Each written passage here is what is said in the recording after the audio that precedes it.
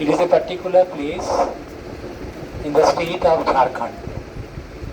Actually, Ghatshila and Malodi, these two areas are very closely attached in terms of geographical and geological approach. You may be asking why it is so much so intricately attached. The answer is very simple. The entire geological formation that took place in this particular area over a geographic domain belongs to Precambrian time period. You know, the geological history, every time any geological history that is recorded, it is recorded in terms of geological time period. So Precambrian, anything older than Cambrian is Precambrian. So Precambrian has got different types, different subdivisions. Some people say there are 6 subdivisions, from 3800 million age to 4200, 3400 million age to 38, this way 400, and at 2400 million age there is a particular unconformity. You all know about unconformity? Unconformity means there are differences between the older and the younger rocks.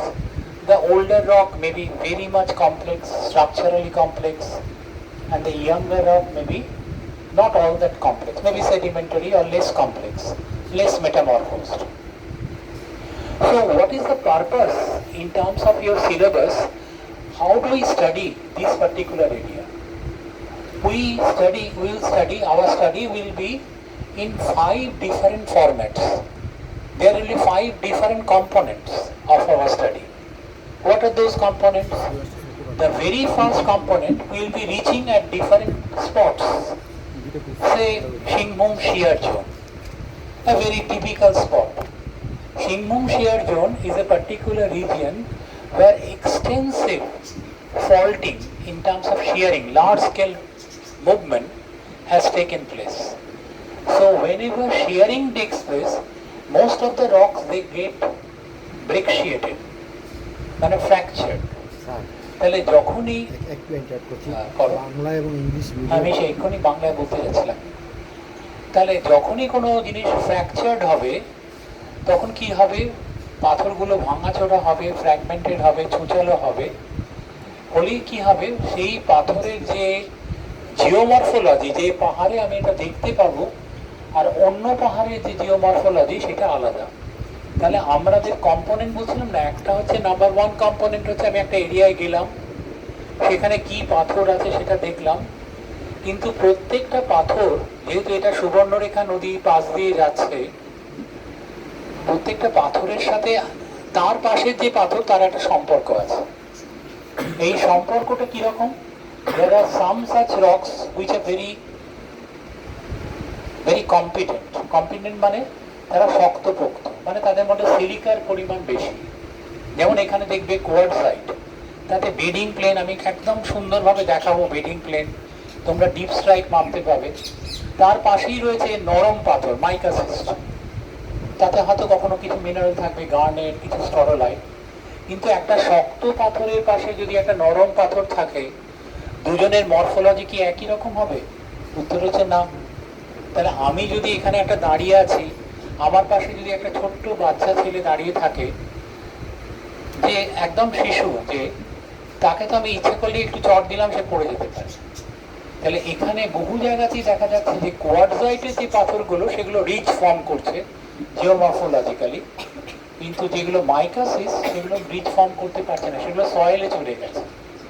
আমরা বহুবার যখন এখানে এসেছি, যখন আমরা মাইকাস নদী থেকে, নদীটা হচ্ছে এই ওয়েস্টের দিকে, এই দিকটা হচ্ছে ওয়েস্ট, আমরা যখন এইদিকে ক্রমশ ইস্টের দিকে যাচ্ছি, বড় রাস্তার ওপরই একটা বড় কোয়ার্টজাইটের বিশাল পাহাড় আছে, আর এই মাঝখানে যে জায়গাটা এটা পুরোপুরি মাটি, কিন্তু বহু জায়গাতেই আমরা খুঁড়ে দেখেছি সেখানে মাইকাসিস, মানে কোয়ার্টজাইট তার পাশেই হচ্ছে মাইকাসিস, সেখানে নদীর ধারে এটা দেখা যাচ্ছে। কিন্তু যত আমি এদিকে ইস্টের দিকে চলে আসছি, সুবর্ণরেখা নদীটা হচ্ছে নর্থ সাউথ যাচ্ছে। তাহলে আমি যে কম্পোনেন্টের কথা বলছিলাম, একটা হচ্ছে লিথোলজিক্যাল, লিথো মানে হচ্ছে পাথর, তাহলে একটা লিথোলজিক্যাল কম্পোনেন্ট, আমি শেষে একটা লিখিয়ে দেবো কম্প্যাক্ট ফর্ম। এখন শোনো একটুখানি। তাহলে একটা হচ্ছে লিথোলজিক্যাল লিথো মানে পাথর, আর একটা হচ্ছে জিওমরফোলজিক্যাল কম্পোনেন্ট। তার মানে কি প্রত্যেকটা পাথর যে লিথোলজি তার সাথে তার জিওমরফোলজি লুকিয়ে আছে।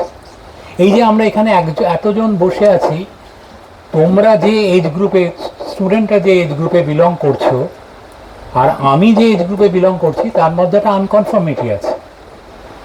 আমার বয়স এখন 7টা ডেকাড পেরিয়ে গেছে, মানে আই এম রানিং 73। কিন্তু আমি এখন 73 বছর হলে আমার কিছু অসুবিধে নেই। আমার সুবিধেটা কি, আমি এতদিন ধরে এই পৃথিবীটাকে দেখতে পেয়েছি। মানে কি, আমি এই ফিল্ড ওয়ার্কে যতবার আমি আসি, পাথরদের সাথে আমার কথা হয়। আমি সেরকম বড় বৈজ্ঞানিক নয় যে জগদীশচন্দ্র বসুর মতো বলতে পারি গাছেরও প্রাণ আছে। আমি কিন্তু সত্যি বলতে পারি, ওই লেভেলের নয়, কিন্তু পাথরেরও প্রাণ আছে। পাথর দেখাতে যখন আমি যাই, যদি বারবার যাই, তারা আমাকে জিজ্ঞেস করে, কী রে আবার 1 বছর বাদে এলি, দেখ আমি কতটা ওয়েডার হয়ে গেছি। এটাই হচ্ছে থার্ড কম্পোনেন্ট। যেমন আমাদের বয়সের সাথে সাথে আমাদের পরিবর্তন হয়, পাথরগুলো সেই প্রিকেম্ব্রিয়ান টাইম পিরিয়ড থেকে আছে। So they are constantly changing their morphological attributes. তাদের মধ্যে যেগুলো নরম মিনারেল যেগুলো আছে, সেগুলো বেরিয়ে যায়, সেগুলো নদী দিয়ে চলে যায়, কোথাও গর্ত তৈরি করে, যেগুলোকে আমরা জিওমরফোলজিক্যালি পট হোলস বলি। আবার নদী কোনো জায়গায় মিয়েন্ডার করছে, সেখানে নিয়ে গিয়ে সেই সেডিমেন্টসগুলি আবার জমা করছে। তাহলে জিওমরফোলজিক্যালের ইয়ের সাথে, যেহেতু এর সাথে একটা নদী জড়িয়ে আছে, নদী মানে কি, সেখানে একটা স্রোত থাকবে। নদী মানে কি, সেখানে একটা প্রবাহমানতা থাকবে। তাহলে যখন সে পাথরের পাশ দিয়ে নদীটা যাচ্ছে, it will be subjected to chemical Wuthering. তোমরা জানো ওয়েদারিংয়ের যে আবহবিকার, তার দুটো ভাগ আছে, একটা মেকানিক্যাল ওয়েদারিং আর হচ্ছে কেমিক্যাল ওয়েদারিং। তাহলে মেকানিক্যাল ওয়েদারিং তো হচ্ছেই, বৃষ্টি হচ্ছে, এত রোদ, এতদিন ধরে পুরনো পাথর, তাদের তো মেকানিক্যাল ওয়েদারিং হচ্ছেই। কিন্তু যেহেতু যখন জল বাড়ে, তার জলের নিচে যখন পড়ে যায় পাথরগুলো, তখন তার কেমিক্যাল ওয়েদারিং হতে থাকে। তাহলে আমাদের থার্ড কম্পোনেন্ট হচ্ছে to measure the degree of Wuthering, মানে এই ওয়েদারিংটা কত লেভেলে গেছে এবং কোন পাথরটা সেইটার হিসেবে কতটা অ্যাফেক্টেড হয়েছে। যখনই এটা হবে, সেটা কিন্তু ইনডাইরেক্টলি জিওমরফোলজিক্যালিও কাজ করবে। এবার হচ্ছে ফোর্থ কম্পোনেন্ট হচ্ছে, যেহেতু উই আর অন দ্য, মানে একদম প্রকৃতির মধ্যে আছে, তাহলে প্রকৃতির যতগুলো কম্পোনেন্ট আছে, আমরা জানি যে প্রকৃতির সাধারণভাবে 6টা কম্পোনেন্টকে আমরা সাধারণভাবে ইউজুয়ালি মার্ক করি, যেগুলো হচ্ছে ন্যাচারাল এজেন্সিস। সেই 6টার মধ্যে আমরা উইন্ড বলি, আমরা রিভার বলি, আমরা গ্লেশিয়ার বলি, গ্রাউন্ড ওয়াটার বলি। তাহলে এই যে নদীটা যাচ্ছে, এই নদীর জলের সাথে আবার কিন্তু একটা গ্রাউন্ড ওয়াটারের সম্পর্ক আছে। আমি যখন প্রথমবার আমার ছাত্রদের নিয়ে এখানে আসি আর কি, মানে কেডি প্যালেসটা তো পরে এসেছি, তারও আগে যখন প্রথমবার আসি, তখন আমরা একটা ধর্মশালায় উঠতাম। ধর্মশালাটা তখন চিঠিপত্র, এত মোবাইল টোবাইল ছিল না, তো আমরা চিঠি দিয়েছি, চিঠির উত্তর আসছে না। তখন আমাদের প্রিন্সিপাল তখন ছিলেন, তিনি আমাকে বললেন যে তুমি একটা কাজ করো, তুমি একদিন আগে চলে যাও, যদি ধর্মশালাটা নাও পাওয়া যায়, তুমি একদিনের মধ্যে, পরের দিন অন্য একজন শিক্ষক বাকি স্টুডেন্টদের নিয়ে যাবে, তুমি থাকার জায়গা বন্দোবস্ত করবে। তাই আমি গিয়ে যখন আমি পৌঁছলাম, দেখলাম যে না, ধর্মশালা বলতে হ্যাঁ আমরা তো চিঠির উত্তর দিয়েছি, আপনাদের অ্যাকোমোডেশন ঠিক আছে। তা ঠিক আছে, তা আমার তো তখন আর কোনো কাজ নেই। এবার আমি ঘুরতে বেরোলাম, এই কেডি প্যালেসে একটু আগে থেকে আর একটু রাস্তা আছে বাজারের দিকে। হঠাৎ দেখি একজন ভদ্রলোক আর ভদ্রমহিলা আমাকে দেখতে পেয়ে যখন নমস্কার করে বলছেন যে আপনি জিওলজির লোক। তা আমি বললাম হ্যাঁ। বলছে আমার বাড়িতে যে কুয়োটা আছে, তাতে জলটা পাচ্ছি না, তা একটু দেখে বলবেন জলটা পাচ্ছি না কেন। হ্যাঁ, কিছুটা আন্দাজ দিতেই পারি, কেননা সুবর্ণরেখার সূত্র ধরে যে গ্রাউন্ড ওয়াটারটা, সেটা এখানে পার্কোলেট করে জলটা আসবে। আল্লাহ, যে আপনাদের ওখানে জল পাচ্ছেন না, মানে দেখুন সুবর্ণরেখা নদীটার জলটা শুকিয়ে আছে, মানে তারও জল কম। মানে তার কাছে যে পারমিয়েবিলিটি, যে মাটির যে পারমিয়েবিলিটি থাকে, তোমরা জানো পোরোসিটি অ্যান্ড পারমিয়েবিলিটি। তাহলে মাটির যে সয়েলটা থাকে, তার যে গ্রেনসগুলো থাকে, তার সেটার একটা পোরোসিটি থাকে। যদি পোরোসিটিগুলো ইন্টারকানেক্টেড হয়, তার পারমিয়েবিলিটি বেড়ে যায়। তাহলে পোরোসিটি এক, কিন্তু পারমিয়েবিলিটি ভ্যারি করতে পারে। কেন? যদি ইন্টারকানেক্টেড পোর্স হয় তাহলে পারমিয়েবিলিটি বাড়বে, কিন্তু যদি ইন্টারকানেক্টেড না হয় তাহলে পারমিয়েবিলিটি কমে যাবে।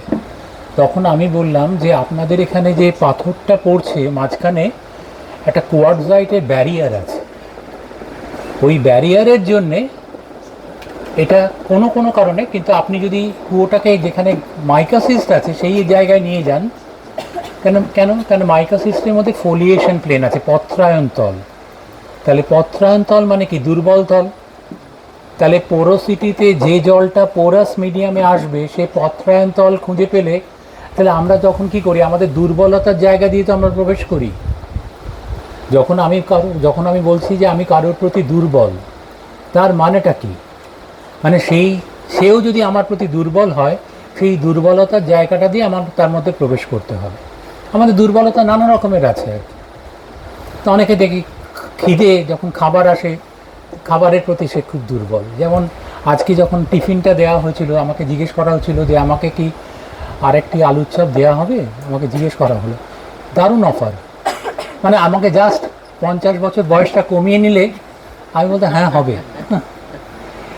কিন্তু তার একটু আগেই আমি আমার বাড়িতে ফোন করেছিলাম, আমি চলে এসেছি, টিফিনটা দেবে আমার বাড়িতে। যেহেতু কেডি প্যালেসে আমার বাড়ির লোকেরাও একসময় এসছেন আর কি, তারা জিজ্ঞেস করছেন কি মুড়ি আলুর চপ। তারপরে আমাকে বলা হলো তাহলে তো খুব ভালো টিফিন, মানে যেহেতু আমার প্রিয় জিনিস। তা আমি আর 3টে আলুর চপ নিইনি, দুটোই নিয়েছি। কারণ আমি মনে করলাম এখন 50 বছর কমানো যাবে না, বরং 73ই থাকে। কমালে দুটোর থেকে একটা করলেই ভালো হতো, তবুও একদিন খাওয়াই যেতে পারে বলে খেয়ে নিলাম। তাহলে এই কথাটা আমি বলছি কেন? মানে বলা হচ্ছে every time whatever you find in a geological nature, you must be finding certain area যেখানে কোন ন্যাচারাল এজেন্সি তার দুর্বল তলগুলো কাজ করেছে। ডেজার্টে কি কাজ করে? ডেজার্টে নানা রকম ল্যান্ডফর্ম হয়। ভেন্টিফ্যাক্ট তোমরা পড়েছো, পাথরের গায়ে ফুটো ফুটো হয়, উইন্ড ব্লো করে এসে বারবার ওখানে স্ট্রাইক করে একদিকের ফুটো থেকে আর একদিকে। তেমনি কোনো কোনো জায়গায় এরকম হয়, মোনার্ড রক হয়, আশেপাশে সব জিনিস চলে গেছে, শুধু একা পড়ে আছে। তাহলে একা পড়ে থাকলো কেন? মানে সেই দুর্বলতায় প্রশ্রয় দেয়নি, সে স্টেবল ছিল। তাহলে জিওমরফোলজিক্যালি যখন আমি দেখব ন্যাচারাল এজেন্সিগুলো, এখানে প্রত্যেকটা জায়গায় আমরা খেয়াল করব সেই ন্যাচারাল এজেন্সিটা কী কাজ করেছে। ফোর্থ কম্পোনেন্ট হচ্ছে understanding the environment that is being surrounded or that is being reflected. তাহলে একটা হচ্ছে সারাউন্ডিং, একটা হচ্ছে reflection. What is reflection and what is surrounding? তাহলে আমি যখন এখানে অনেকবার এসেছি, তখন এখানে এই জায়গায় এইরকমগুলো সাজানো ছিল না, এখানে অনেক গাছ ছিল, বনবীথি ছিল না। তাহলে এখন এই খাওয়ার জায়গাটা ছোট ছিল। তাহলে এই যে পরিবেশটা এখন দেখতে পাচ্ছি, তাহলে এই পরিবেশের মধ্যে তখন আমরা সব ঘরে, স্টুডেন্টরা আসতো, সেই ঘরে সব জড়ো হয়ে পরপর পরপর বসতো, সেইখানে আমরা বলতাম। কখনো এই মাঠটার মধ্যে ওইখানে বসতাম আর কি, এরকম বন্দোবস্ত ছিল না। তাহলে পরিবেশের সাথে তুমি যখন নতুন কোনো একটা পরিবেশে যাচ্ছ, তাহলে যখনই কালকে যখন আমরা ফিল্ড ওয়ার্ক করবো, তোমাদের কাজ বলে দিচ্ছি, মানে যে আউটক্রপে গিয়ে আমরা পৌঁছবো, প্রথমে 3টে কাজ। একটা কাজ হচ্ছে তো আমি করব, এটা হচ্ছে তো বাপ্পাকে আমি বলেছিলাম জিপিএসটা আনতে। আমরা প্রথমে লোকেশনটা নেব, তারপরে সেখানে কি পাথরটা আছে সেটা দেখাবো, তার যদি যে জিওলজিক্যাল ফিচার্সগুলো সেটা দেখাবো। তারপরে আমরা বলবো তোমরা নিজে দেখো। নিজে দেখো মানে তোমরা দেখবে পাথরটার মধ্যে 4টে জিনিস সবসময় দেখা যায়। একটা হচ্ছে যে পাথরটা তুমি দেখছো সেই পাথরের কালারটা কী, আর একটা হচ্ছে তার গ্রেন সাইজ কী। মানে বড় দানার পাথর এক রকমের হয়, মাঝারি দানার পাথর হয়, আর সূক্ষ্ম দানা আর এক রকমের হয়। তাহলে গ্রেন সাইজ, তারপরে হচ্ছে মিনারোলজি, মানে সেটা কী দিয়ে তৈরি। মিনারোলজিটা তোমরা বলতে পারবে না কোয়ার্টজাইট ছাড়া, কোয়ার্টজাইট শুধুই কোয়ার্টজ দিয়ে তৈরি, কিন্তু অন্যগুলো মিনারোলজি আমি বলে দেবো। তাহলে তাহলে কালার, গ্রেন সাইজ, মিনারোলজি। এবার হচ্ছে টেক্সচার। টেক্সচার হচ্ছে the inter relationship that exist between the grains present in a rock. তাহলে এই যে তোমরা যখন প্রথমে বসছিলে, কেউ কেউ ওই দিকে মুখ করে বসছিলে, আমি তখন বললাম এই দিকে মুখ করে বসো। তাহলে আমি টেক্সচারটা বদলে দিলাম, ইন্টার রিলেশনশিপ। কেন বললাম? কেন আমি যখন বলবো যাতে আমি সবার মুখটা দেখতে পাই। মুখটা দেখার সুবিধাটা কি? আমি কি বুঝতে পারবো যে কারা কারা আমার কথা শুনছে। মানে আমাদের একটা ছোট্ট ঘটনা বলি, কোনো একটি সময়ে আমাদের, তিনি এখন যাদবপুর ইউনিভার্সিটির অধ্যাপিকা, তার নাম আমি বলছি না, তিনি আমাদের কলেজে প্রথম এসেছিলেন, আমি তখন ডিপার্টমেন্টাল হেড ছিলাম। তার প্রথম ক্লাস, সে আমাকে বলল যে স্যার আপনি আমার প্রথম ক্লাসটা যদি দেখেন, তারপরে যদি একটা ফিডব্যাক দেন তাহলে আমার খুব ভালো লাগবে। তাহলে খুব ভালো স্যার, আমি অবশ্যই থাকবো। তারপরে সেই ক্লাসে এলো, একটা পাওয়ার পয়েন্ট খুললো, করে পরপর স্লাইড দেখাতে লাগলো এবং পাওয়ার পয়েন্টের দিকেই তাকিয়ে থাকলো এবং খুব ভালো স্লাইড পরপর সব দেখালো আর কি। তারপরে তো ক্লাস শেষ হলো, আমরা যে জায়গায় বসলাম, আমার কাছে এসে জিজ্ঞেস করছে স্যার ক্লাসটা কেমন হলো? আমার খুব ভালো হলো, আবার খুব ভালো হলো না। মানে ইন টার্মস অফ কন্টেন্ট খুব ভালো, কিন্তু ইন টার্মস অফ অ্যাকসেপ্টেবিলিটি ভালো হলো না। কারণ তুমি একবারও তোমার স্টুডেন্টের চোখের দিকে তাকালে না, তোমার সাথে আই কন্ট্যাক্ট হলো না। আই কন্ট্যাক্ট হলো না মানে তুমি তাদের সাথে সংমিশ্রণ হলো না তোমার। তাহলে যখন আমি তোমাদের সাথে আমার আই কন্ট্যাক্ট হচ্ছে, আমি দেখতে পাচ্ছি কে শুনছে কিংবা কে শুনছে না। তাহলে এই যে শুনছে কিংবা শুনছে না, তার মানে কি আমি বলছি যে আউটক্রপটা যখন তুমি নিজে দেখছো, তার মানে তুমি তার সাথে মিশছো আর কি। পাথরটার গায়ে হাত দিচ্ছ তুমি, তার মানে ইউ আর ফিলিং। তাহলে আমরা যখন কোনো জিনিসকে টাচ করি, উই ফিল। তাহলে কোনো সময় আমরা কথা বলেও টাচ করতে পারি, কিন্তু কথা না বলেও তো অনেক সময় টাচ করা যায়। কথা বলে যেমন টাচ করা যায়, কথা না বলেও টাচ করা যায়। তাহলে কোনো একটা জিনিসকে যখন এই পাথরটাকে টাচ করছি, তাহলে সেই টাচ করলে সেই পাথরের একটা রেসপন্স পাওয়া যায়। যদি এটা হার্ড রক হয় সে এক রকমের রেসপন্স দেবে, আর যদি সফট রক হয় সেটা এক রকমের দেবে। যদি হাই গ্রেড মেটামরফিক হয় তাহলে সেটা আর এক রকমের দেবে। যদি লো গ্রেড মেটামরফিক হয় সে আর এক রকমের দেবে। যদি আমরা দেখাবো গ্র্যানিটের যে আউটক্রপগুলো, সে বিশাল বিশাল আউটক্রপ। ডলারাইট ডাইক দেখাবো, তার বিশাল আউটক্রপ, মানে তার জিওমরফোলজিক্যালি সে একদম স্টেবল হয়ে দাঁড়িয়ে আছে। তার মানে ওই যে বলছিলাম সেকেন্ড কম্পোনেন্ট লিথো ইউনিটের সাথে তার জিওমরফোলজিক্যাল অ্যাট্রিবিউট। এবারে যখন তাকে এনভায়রনমেন্টাল পরিবেশে তাকে নিয়ে ফেলছো, তার সাথে আর কে আছে, এই জিনিসটা খুব গুরুত্বপূর্ণ।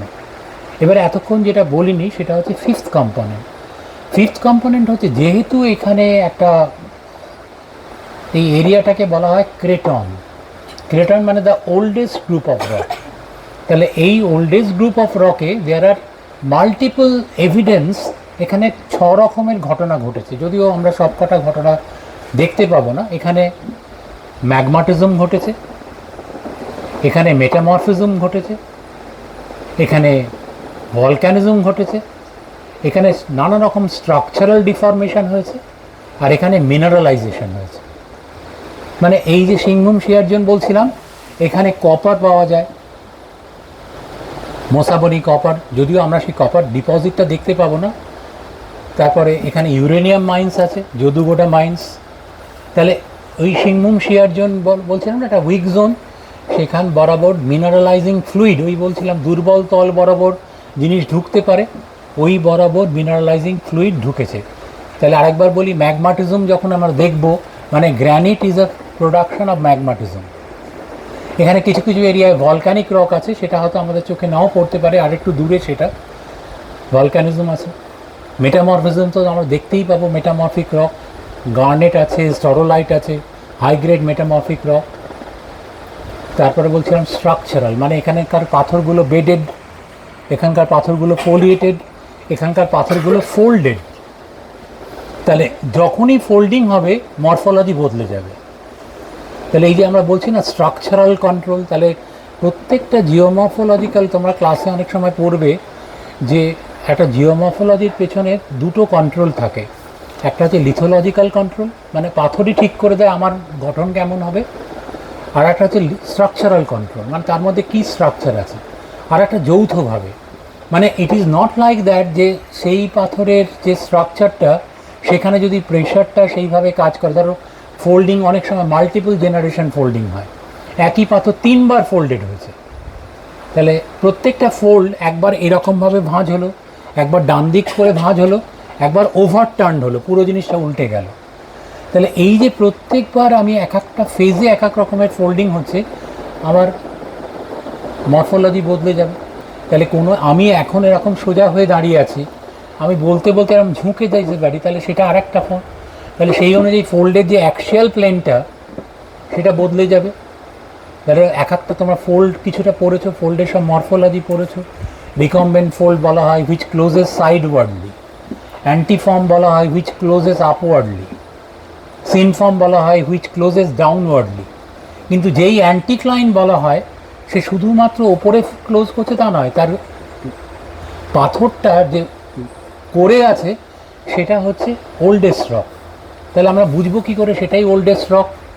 তাহলে আমরা সাধারণভাবে বলি যেদিকে ডিপ ডিরেকশন থাকে সেই বরাবর ইয়াঙ্গার রকসগুলো থাকে। মানে আমি যদি এই পাথরে এইটার উপরে এটা রাখি, এমনিতে তো এটা ইয়াঙ্গার, এটা তো পরে রাখলাম, এখন এটা যদি এরমভাবে থাকে তার মানে কি এটা হচ্ছে ইয়াঙ্গার।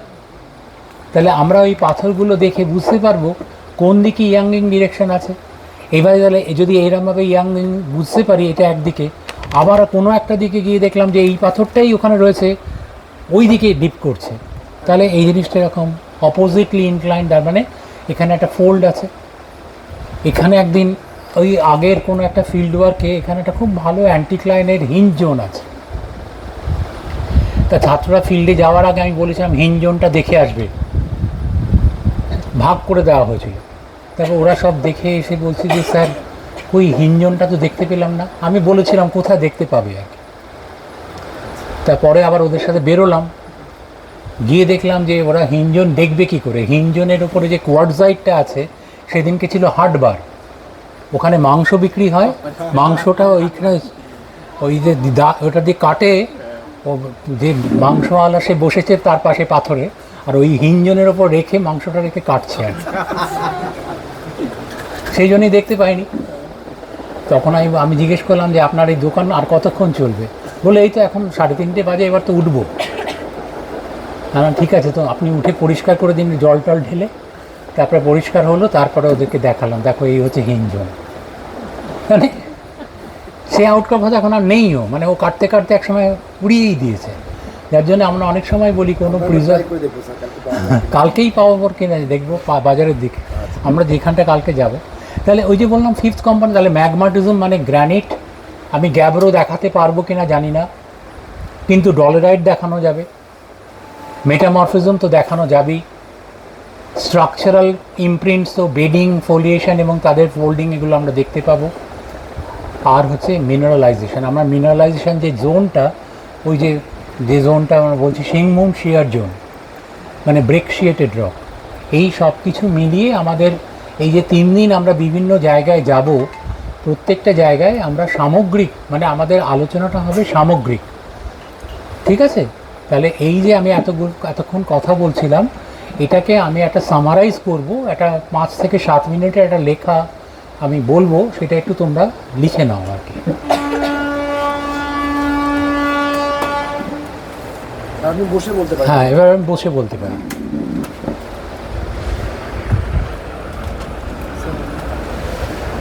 শুরু করছি তাহলে। The geological and geographical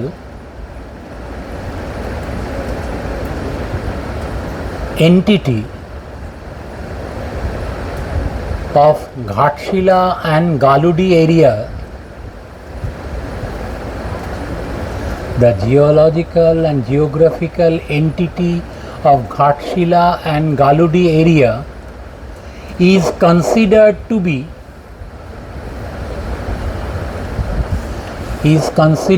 be composite in nature. Is considered to be composite in nature.